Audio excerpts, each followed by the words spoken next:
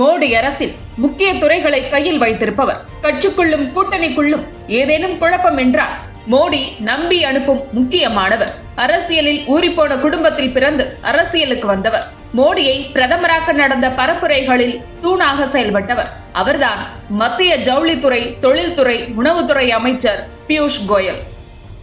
தமிழ்நாட்டில் பியூஷ் கோயலை பெரிய அளவில் யாருக்கும் தெரியாத சமயம் அது. மோடி தலைமையிலான அமைச்சரவையில் நிலக்கரி, எரிசக்தி, மின்சாரம் ஆகியவற்றை கவனிக்கும் இணை அமைச்சராக இருந்தார் பியூஷ் கோயல். இந்தியா முழுக்க உதய் மின் திட்டத்தை அமல்படுத்தும் பொறுப்பில் இருந்த பியூஷ் கோயல் அனைத்து மாநில மின்துறை அமைச்சர்களையும் சந்தித்தார். ஆனால் தமிழ்நாட்டில் மட்டும் அது நடைபெறவில்லை. இதில் கடுப்பான பியூஷ், நாட்டில் உள்ள மாநிலங்களில் 28 மாநில அமைச்சர்களை என்னால் சந்திக்க முடிகிறது, ஆனால் 29வது மாநிலமான தமிழ்நாட்டில் யாரையும் சந்திக்க முடியவில்லை.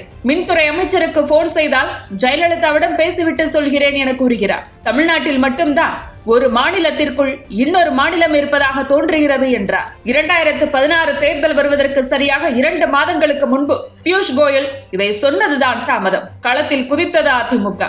பியூஷ் கோயல் மன்னிப்பு கேட்க வேண்டும் என அனைவரும் பேசினார்கள். பிரதமர் வந்த போது கூட அம்மா சென்று சந்தித்தார். எத்தனையோ மத்திய அமைச்சர்களை அவர் சந்தித்தார் என லிஸ்ட் போட்டு பேசினார் OPS. இந்நிலையில் 2016ஆம் ஆண்டு தேர்தலில் மீண்டும் வெற்றி பெற்று முதலமைச்சரானார் ஜெயலலிதா. அப்போது ஜெயலலிதாவை சந்திக்க பியூஷ் கோயலுக்கு அப்பாயின்மெண்ட் கொடுக்கப்பட்டது. சென்னை தலைமைச் செயலகத்தில் ஜெயலலிதாவை சந்தித்த பியூஷ் கோயல் பழைய விஷயங்கள் ஏதும் நடக்காதது போல் ஜெயலலிதாவை புகழ்ந்துவிட்டு சென்றார். ஆனாலும் தான் இறக்கும் வரை மத்திய அரசின் உதய்மின் திட்டத்தில் ஜெயலலிதா சேரவே இல்லை. அவருக்கு பிறகு பதவியேற்ற பன்னீர்செல்வம் உதய்மின் திட்டத்தில் சேர ஓகே சொன்னார்.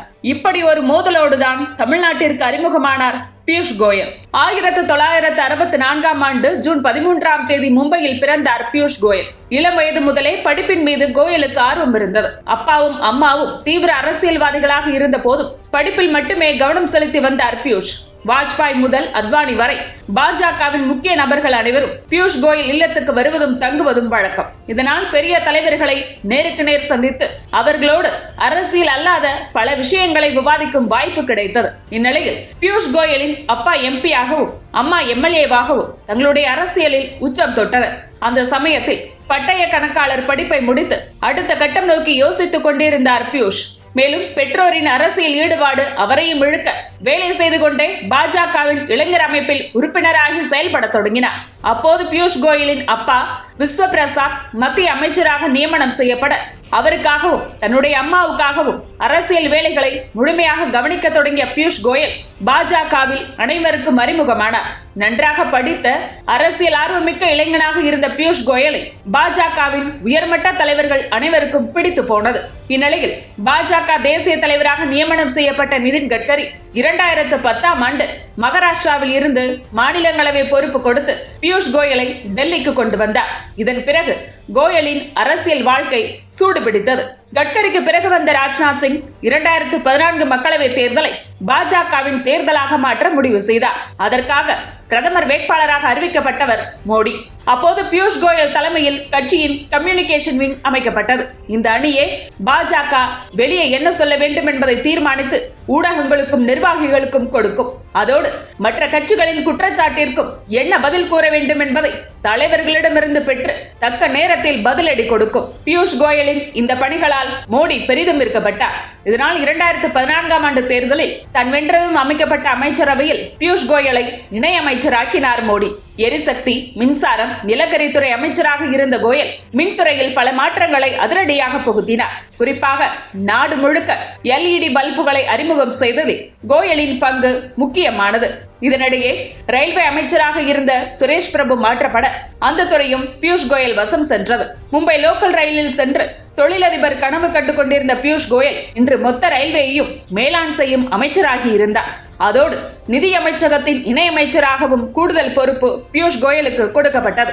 ஆனால் கொரோனா சமயத்தில் இலவச பயணம் என வெளியே கூறிவிட்டு மாநில அரசுகளிடமும் பயணிகளிடமும் கந்துவட்டிக்காரர்கள் போல ரயில்வே பணம் வசூலித்த நிகழ்வு நடந்தேறியது. இது பியூஷ் கோயலுக்கு அவப்பெயரை கொடுத்தது. அதே நேரத்தில் அருண் ஜேட்லி ஜேட்லி உயிரிழக்க 2019 பட்ஜெட்டை தாக்கல் செய்ய வைத்து பியூஷ் கோயல் மீதான நம்பிக்கையை வெளிக்காட்டினார் பிரதமர் மோடி. இதனிடையே 2019 தேர்தல் நெருங்க முக்கிய மாநிலங்களில் கூட்டணி பேசும் வேலையை கோயலிடம் ஒப்படைத்தார் மோடி. தமிழ்நாட்டில் அதிமுகவோடு கூட்டணி ஏற்படுத்த பியூஷ் கோயலின் செயல்பாடுகள் காரணமாக அமைந்தன. ஆனாலும் அந்த தேர்தலில் திமுக கூட்டணி பெரும் வெற்றி பெற்றது. இருந்த போதும் மத்தியில் மீண்டும் மோடி ஆட்சி அமைக்க முக்கிய துறையான தொழில்துறை பியூஷ் கோயலிடம் ஒப்படைக்கப்பட்டது. தன்னுடைய ஃபேவரட் துறையாக அதனை பார்த்தார் பியூஷ். ஸ்டார்ட் அப் நிறுவனங்கள் தொடங்க ஊக்குவிக்கவும் பெரிய நிறுவனங்கள் இந்தியாவில் முதலீடு செய்யவும் தேவையான நடவடிக்கைகளை அவர் மேற்கொண்டார். மோடியின் முக்கிய திட்டமான தற்சார்பு இந்தியாவை பெரிய அளவில் எடுத்து செல்லும் வேலையும் மேற்கொண்டார் பியூஷ் கோயல்.